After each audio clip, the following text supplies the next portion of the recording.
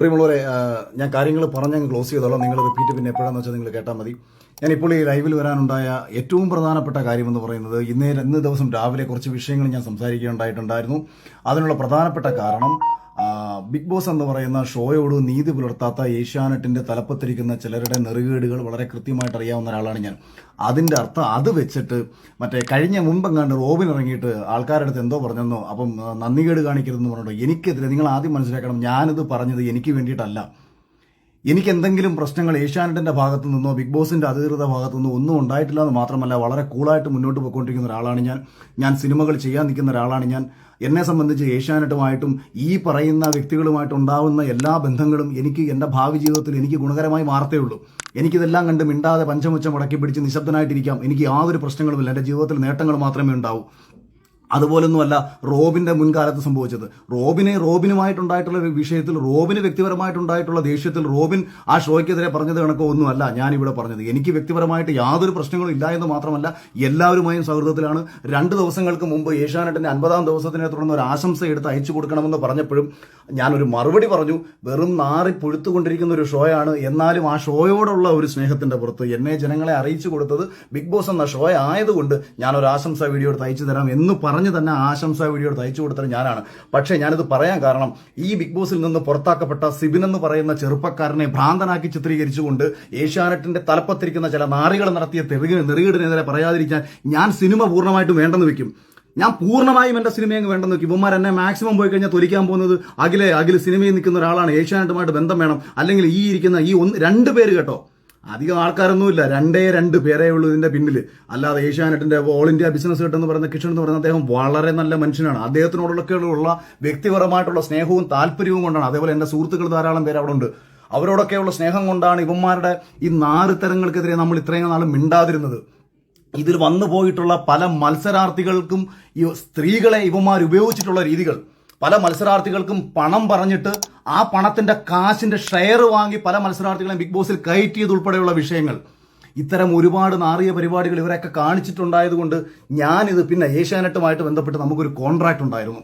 ആ കോൺട്രാക്ടിനോടൊരു നീതി പുലർത്തണം. അതുകൊണ്ട് തന്നെ ഞാൻ ആ കോൺട്രാക്ടിനോട് നീതി പുലർത്തിയതിനു ശേഷം ഇപ്പോൾ ഇത് പറയാനുള്ളൊരു കാരണമെന്ന് പറയുന്നത്, ഞാൻ ഇന്നേ ദിവസമാണ് അറിയുന്നത് സിബിൻ എന്ന് പറയുന്ന ചെറുപ്പക്കാരൻ ഒരിക്കലും ആ ഷോയിൽ നിന്ന് പുറത്തു പോകണമെന്ന് ആഗ്രഹിച്ചിരുന്നതല്ല. അവനെ ആ ഹൗസിനുള്ളിൽ വെച്ചിട്ട് മെന്റൽ അതായത് നമ്മൾ ഈ ഡിപ്രഷനും ബൈപ്പോളർ ഡിസീസിനും കൊടുക്കുന്ന ഡ്രഗ് ഇത്രയും കാലവും കഴിക്കാത്ത ഒരു ചെറുപ്പക്കാരനെ ഭ്രാന്തനാക്കി മാറ്റുക എന്നുള്ള ഉദ്ദേശത്തോട് കൂടിയിട്ട് ഈ ഡ്രഗ് കൊടുത്ത് അവനെ പുറത്താക്കണം എന്ന് അതിനുള്ളിലുള്ള ചിലർ പറഞ്ഞു എന്നുള്ളത്, ഞങ്ങളുടെ ഷോ 1 മുതൽ 5 വരെ സീസണിന്റെ ഷോ ഡയറക്ടറായിരുന്ന അർജുൻ എന്ന് പറയുന്ന മനുഷ്യൻ ഈ ഷോയിൽ നിന്ന് ഇറങ്ങിപ്പോയി എന്ന ഒരു യാഥാർത്ഥ്യം കൂടി നിങ്ങൾ തിരിച്ചറിയണം. കഴിഞ്ഞ ഷോയുടെ ക്രിയേറ്റീവ് ഡയറക്ടറായിരുന്ന റുബീന എന്ന് പറയുന്ന സ്ത്രീയെ ഈ സീസണിൽ നിന്ന് മാറ്റി നിർത്തി. എന്താ കാര്യമെന്ന് ചോദിച്ചു കഴിഞ്ഞാൽ, ഇവന്മാരുടെ താല്പര്യത്തിനനുസരിച്ചുള്ള മത്സരാർത്ഥികൾ ജയിച്ചു വരണം. ആ താല്പര്യത്തിനനുസരിച്ചുള്ള മത്സരാർത്ഥികൾക്ക് വേണ്ടിയിട്ട് കൃത്യമായിട്ടുള്ള കാര്യങ്ങൾ പ്ലാൻ ചെയ്യാൻ വേണ്ടി അവിടെ പോയി നിന്നുകൊണ്ടിരിക്കുന്ന ഇവരുടെ ഈ നാരിത്തരങ്ങൾ ആരെങ്കിലുമൊക്കെ വിളിച്ച് പറയണ്ടേ? അത് അറ്റവും മൂലയും തൊടാതെ അങ്ങും ഇങ്ങും തൊടാതെ വായി തോന്നുന്ന വിവരക്കേടുകൾ വിളിച്ചു പറയുന്ന രീതിയല്ല. റോബിന് പറ്റിയ മിസ്റ്റേക്ക്, റോബിനോടുള്ള വ്യക്തിവിരോധം കൊണ്ട് റോബിൻ എന്തൊക്കെ വായി തോന്നുന്ന വിവരക്കേടുകൾ വിളിച്ചു പറഞ്ഞപ്പോഴത്തേക്ക് സമൂഹം റോബിനെ പുച്ഛിക്കുകയാണ് ചെയ്തത്. പറയേണ്ട കാര്യങ്ങൾ കൃത്യമായി തെളിവുകൾ നിർത്തി കാര്യകാരണ അടിസ്ഥാനത്തിൽ സംസാരിച്ചാണ് എനിക്ക് ശീലം.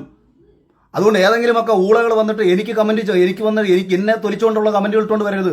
ഞാനീ സംസാരിക്കുന്നത് എനിക്ക് വേണ്ടിയിട്ടുള്ള എല്ലാ നഷ്ടങ്ങളും ഏറ്റെടുത്തുകൊണ്ട് ഒരു കോപ്പും എന്റെ ജീവിതത്തിൽ ഇവനൊന്നും ചെയ്യാൻ പോത്തില്ല എന്നുള്ള അടിയുറച്ച വിശ്വാസത്തിൽ ആർക്കെതിരെയും എന്തും സംസാരിക്കാനുള്ള ആത്മധൈര്യം സത്യത്തിനൊപ്പം നിൽക്കുമ്പോൾ എനിക്കുള്ളിടത്തോളം കാലം അത് ഏഷ്യാന്റെ തലപ്പത്തിരിക്കുന്നവരാണെന്നുണ്ടെങ്കിലും ഇന്ത്യൻ ഭരണഘടനയുടെ തലപ്പത്തിരിക്കുന്ന, അല്ലെങ്കിൽ എനിക്ക് കേന്ദ്രത്തിന്റെ തലപ്പത്തിരിക്കുന്നവരാണെന്നുണ്ടെങ്കിലും കേരളത്തിന്റെ തലപ്പത്തിരിക്കുന്നവരാണെങ്കിലും എനിക്ക് ഒരേപോലെ ഉള്ളൂ.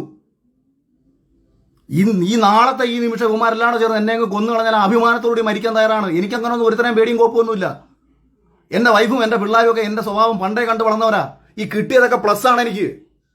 അവരൊന്നും എനിക്ക് കിട്ടിയതൊന്നും ഒന്നും കിട്ടണമെന്ന് വിചാരിച്ചില്ല. എനിക്ക് ഇത്രയും ദേഷ്യമുള്ളത്, ഒരു ചെറുപ്പക്കാരൻ ആ മത്സരാർത്ഥി അവൻ പുറത്ത് സപ്പോർട്ട് കിട്ടുന്നുവെന്ന് കണ്ട നിമിഷം അവനെ ഈ ഷോയിൽ നിന്ന് പുറത്താക്കാൻ വേണ്ടിയിട്ട് സ്വാഭാവികമാണ്. അപ്പം ഒരാൾക്ക് മാനസികമായിട്ടുള്ള സമ്മർദ്ദങ്ങൾ ഉണ്ടാവും. അവനെ തകർക്കാൻ വേണ്ടി പല കാര്യങ്ങളും ആ ഷോയുടെ അധികൃതർ ചെയ്യും. ഞാനും അതിനെതിരെ പറഞ്ഞിട്ടുണ്ട്. ഞാൻ പേഴ്സണലി മെസ്സേജ് അയച്ച സിബിനെ നിനക്ക് വല്ല കാര്യമുണ്ടായിരുന്നു ആ ഷോയിൽ നിന്ന് ഇറങ്ങിപ്പോണ്ടത്? നീ ഇത്രേ ഉള്ളായിരുന്നോ? കഴിഞ്ഞ സീസണിൽ എന്താ മോഹൻലാലും അല്ലെങ്കിൽ ബിഗ് ബോസിന്റെ ആൾക്കാരും വന്നിട്ട് എന്നെ കനപ്പിക്കുക ചെയ്തത്? അവരവിടെ പേഴ്സണലി പറയുന്നുണ്ട്, എന്നെ പുറത്താക്കാൻ വേണ്ടി അമ്മി നോക്കി ചെയ്യാൻ പറ്റുന്ന മാക്സിമം ചെയ്തു. ഏശാത്തത് കൊണ്ടാണ്. അല്ലെ നിങ്ങൾ വിചാരിക്കുന്നുണ്ടോ എന്നെ പോലെ ഒരുവനെ ജയിപ്പിക്കാൻ ഇവർ നിൽക്കുമെന്ന്? സാബുമോനെ പോലെ ഒരാളെ സാബുമോന്റെ കാര്യത്തിൽ ഇവർക്ക് പറ്റിയ അബദ്ധം എന്ന് പറയുന്നത് അന്ന് പേളിമാണി ജയിക്കുമെന്നുള്ള കാര്യത്തിൽ ഇവർക്ക് ഉറപ്പായിരുന്നു. അവസാന സമയത്ത് ചെറിയ വേരിയേഷന്റെ പുറത്ത് സാബു ജയിച്ചു എന്നത് ഒഴിച്ചാൽ ഇവർ ഒരിടത്തും പ്രതീക്ഷിച്ചിരുന്നില്ല സാബു ജയിക്കുമെന്നുള്ള കാര്യം.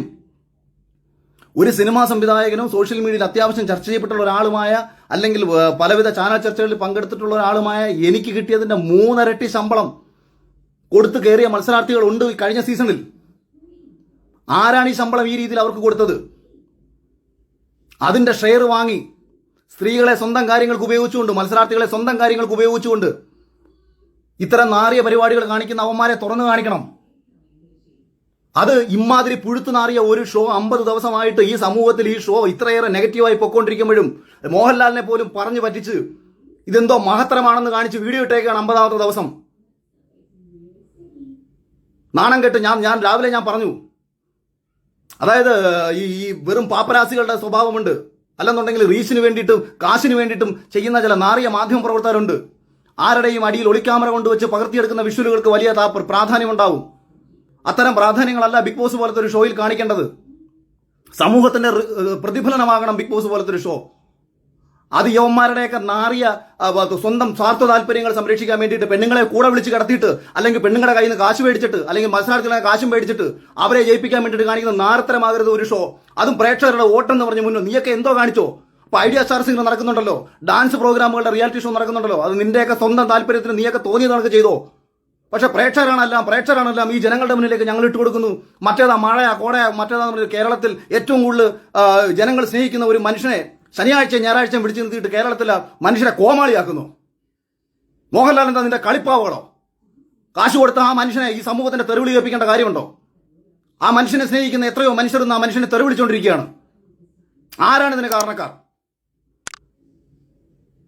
നിനക്കൊക്കെ എതിരെ പറയാൻ പല ആൾക്കാർക്ക് പേടിയായിരിക്കും. കാര്യം നഷ്ടപ്പെടാൻ ഒരുപാടുണ്ടെന്നുള്ള ചിന്ത കൊണ്ടാണ് ഇവന്മാർ നിനക്കൊക്കെ എതിരെ പറയാൻ ഭയപ്പെടുന്നത്. എനിക്കൊരു വെണ്ടക്കയില്ല. നിന്നെ ഒന്നും പേടിച്ചിട്ട് മിണ്ടാതിരിക്കും, നീ ഒന്നും പേടിച്ച് ചിന്തിക്കുക വേണ്ട. നാരത്തരം കാണിച്ചിട്ടുണ്ടോ നിന്റെയൊക്കെ മുഖത്ത് നോക്കി പറയുന്ന നാരത്തരമാണെന്ന്. ഈ ചെറുപ്പക്കാരനെ പുറത്താക്കിയിട്ട് അവനെ വിളിച്ച് വരട്ടുകയാണ്. അവൻ മിണ്ടിയാൽ അവനെ തട്ടിക്കളയും, അവൻ മിണ്ടിയാൽ അവനെ തൊലിച്ചു കളയും. ഈ കോൺട്രാക്ട് ഉണ്ട്. എന്നെ കഴിഞ്ഞ സീസണിൽ ഇതാണൊക്കെ വിളിച്ചൊന്ന് കോൺട്രാക്ട് ഉണ്ടാക്കിയപ്പോൾ ഞാൻ പറഞ്ഞു, ചാനലിന്റെ പേര് ഏഷ്യാനെറ്റ് എന്നല്ലേ, സുപ്രീം കോടതി നല്ലല്ലോ, അവരുടെ കൈ വെച്ചിരുന്നാൽ മതി എന്നാണ് ഞാൻ പറഞ്ഞത്. എന്നെ വിളിച്ചിട്ട് കോൺട്രാക്ടാണ്, അതിൽ അങ്ങനെ സംസാരിക്കരുത്, അതിൽ ഇങ്ങനെ സംസാരിക്കരുത്.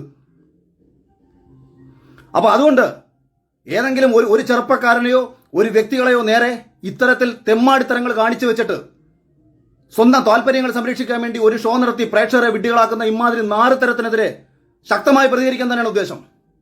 അത് എനിക്ക് ഇന്ന് ഇത്രയും വൈകാരികമായി ഞാൻ പ്രതികരിക്കാനുണ്ടായ കാരണം, ഒരു ചെറുപ്പക്കാരനെ ആ ഷോയിൽ മികച്ച രീതിയിൽ പൊയ്ക്കൊണ്ടിരിക്കുന്നത് പ്രേക്ഷകർക്ക് എനിക്ക് തോന്നിയല്ല കേട്ടോ. ഞാൻ പറഞ്ഞത് പ്രേക്ഷകർക്ക് ഇഷ്ടപ്പെട്ട സിബിൻ എന്ന് പറയുന്ന ഒരു ചെറുപ്പക്കാരനെ ആ സീസണിൽ നിന്ന് പുറത്താക്കാൻ വേണ്ടിയിട്ട് നാറിയ കളികൾ കളിക്കുകയും അവനെ വിളിച്ച് ഭീഷണിപ്പെടുത്തുകയും അവനെ മാനസിക രോഗിയാക്കി ചിത്രീകരിക്കാൻ ശ്രമിക്കുകയും ചെയ്ത ഇവന്മാർക്കെതിരെ പിന്നെ പ്രതികരിക്കണ്ടേ? ഞാൻ ഇന്ന് വരെയും സമൂഹത്തിന്റെ വിരോധം പിടിച്ചു പറ്റിയതും എന്നെ ആൾക്കാർ വെറുത്തതും അല്ലെങ്കിൽ എന്തെങ്കിലുമൊക്കെ നഷ്ടം എനിക്കുണ്ടായതും ഒന്നും എനിക്ക് വേണ്ടിയിട്ടായിരുന്നില്ല. അന്നും ഇന്നും ആത്മവിശ്വാസവും ആത്മധൈര്യവും മറ്റുള്ളവന് വേണ്ടി സംസാരിക്കുമ്പോഴാണ്. അതുകൊണ്ട് അതേ ആത്മവിശ്വാസത്തിലും അതേ ആത്മധൈര്യത്തിലും പറയുകയാണ്, ചെയ്യുന്ന നാറുത്തരത്തിനെതിരെ പ്രതികരിച്ചിരിക്കും. അത് ചാനലിനോടോ എനിക്ക് നന്ദി പ്രേക്ഷകരോടാണ്. എനിക്ക് ഏഷ്യാനെറ്റിൽ എന്നെ ഇന്റർവ്യൂ കഴിഞ്ഞ സമയത്ത് എന്നെ പുറത്താക്കണമെന്ന് തീരുമാനിച്ച ആൾക്കാരാണ്. എന്നെ ആരാണോ ഈ കഴിഞ്ഞ സീസണിൽ എടുക്കരുതെന്ന് വിചാരിച്ചാൽ അയാൾ ആഗ്രഹിച്ച ആൾക്കാരാണ് റോബിനെ പുറത്താക്കണമെന്നും സാബുവിനെ പുറത്താക്കണമെന്നും രജത് കുമാറിനെ പുറത്താക്കണമെന്നും. ആരുടെ ശ്രദ്ധയാണോ പ്രേക്ഷകരിലേക്ക് പോകുന്നത് ആ മത്സരാർത്ഥികളെ പുറത്താക്കണമെന്ന് ചിന്തിച്ച ഒരുത്തനാണ് ഏഷ്യാനെറ്റ് തലപ്പത്ത് കേരളത്തിലിരിക്കുന്നത്. അതുകൊണ്ട് ഇവൻ പ്രേക്ഷകനെ മുൻനിർത്തി കോമാളിത്തരം കളിക്കരുത്. സ്വന്തമായിട്ട് എന്തും കളിച്ചോ. ബിഗ് ബോസ് നടത്തുകയോ മറ്റേ ഏത് റിയാലിറ്റി ഷോയും ഒരു ചാനലിൽ നടത്താം. ഒരു കോർപ്പറേറ്റ് ചാനലിന് കാശുണ്ടെന്നുണ്ടെങ്കിൽ എന്ത് തെമ്മാടിത്തരങ്ങളും ഷോയുടെ പേരിൽ കാണിക്കാം. പക്ഷെ പ്രേക്ഷകരുടെ നിർത്തിക്കൊണ്ട്, ഇതൊരു ജനാധിപത്യ രാജ്യമാണ്. വോട്ട് ചെയ്യുന്ന ഒരു പ്രേക്ഷകനെ കോമാളിയാക്കിക്കൊണ്ട് ഇത് വോട്ടടിസ്ഥാനത്തിൽ ഒരാളെ പുറത്താക്കും. ഞാൻ ഇപ്പോഴും പറയുന്നു, വോട്ട് എന്ന് പറയുന്നത് തന്നെയാണ് ബിഗ് ബോസിന്റെ അടിസ്ഥാന നയമെന്നാണ് 100% നിലവിൽ ഇതുവരെയും ഞാൻ വിശ്വസിക്കുന്നത്. കൃത്യമായ ഓഡിറ്റിങ്ങും കാര്യങ്ങളും ഉണ്ട്, അങ്ങനെ തന്നെയാണ് പോകുന്നത്. പക്ഷേ പ്രേക്ഷകരെ കോമാളിയാക്കി കൊണ്ടുപോവുകയാണ്. അതിനെതിരെ പറയാൻ തന്നെയാണ് തീരുമാനം. അതിനെതിരെ പറയാൻ തന്നെയാണ് ഒരിക്കൽ കൂടി ലൈവിൽ വന്നത്. രാവിലെ ഞാൻ കുറച്ച് ഒഴിവാക്കി വിട്ട വിഷയമാണ്. ഇത്ര അടിച്ചാവർത്തിച്ച് പറയുന്നത്. ഇനി ബാക്കി ഏതെങ്കിലും യവന്മാർ പൊങ്ങി വരട്ടെ. യവന്മാർ കൂടെ കിടക്കാൻ വിളിച്ചിട്ടുള്ള പെണ്ണുങ്ങൾ ഉൾപ്പെടെ, ഇവന്മാർ കാശ് മേടിച്ച് ഇവന്മാർ കാണിച്ച നാർത്തര ഉൾപ്പെടെ ഞാൻ പറയും. ഓക്കെ, നമുക്ക് ബാക്കി നമുക്ക് വരുന്ന വഴിക്ക് കാണാം.